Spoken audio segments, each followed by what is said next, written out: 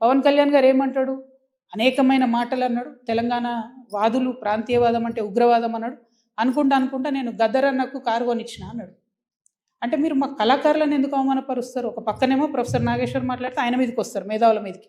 ఇంకో పక్క కళాకారులు. అసలు మీరు కూడా కళాకారుడే గదా! మీరు సినిమా యాక్టరే గదా! మీరు సినిమా యాక్టర్‌గా మీకు ఎట్లా వస్తుంది జీవనాధారం? ఏ సినిమాకైనా హైయెస్ట్ ఇన్‌కమ్ నైజాం నుంచే వస్తది. అంటే మా తెలంగాణ బిడ్డలు చూసే టికెట్లతోనే మీ సినిమాలు నడుస్తాయి. హైయెస్ట్ ఇన్‌కమ్ నైజామే. Highest collections. అంటే మీరు కొనుక్కున్న ప్రతి కార్‌లో మా తెలంగాణ బిడ్డలు కొన్న టికెట్ పైసలున్నాయి. మీరు కొనుక్కున్న ప్రతి భూమిలో మా తెలంగాణ బిడ్డలు కొన్న టికెట్ పైసలున్నాయి. మీరు మా గద్దరన్నను పట్టుకొని నేను కారు కొనిచ్చినానని ఆయన చనిపోయిండు. మీరు కొనిచ్చిరో కొనియలేదో అవి ఎవరికి తెలవదు గానీ జనరల్‌గా ఏమంటారంటే మనం ఒక మంచి పొజిషన్‌లో ఉన్నప్పుడు కుడి చేత్తోని దానం చేస్తే ఎడమ చేతికి తెలవద్దు అంటారు. అప్పుడెప్పుడో కారు కొనిచ్చి గప్పాలు కొట్టుకునేది మీరు కొంటే కొన్నారు కావచ్చు. పెద్ద ముచ్చటేముంది.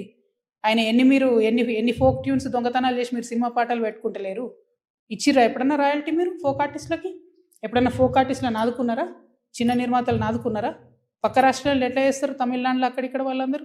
నేను ఎందుకు ఈ మాట చెప్తా ఉన్నా అంటే మీరు ఒకటంటే మేము 100 అనాల్సొస్తది.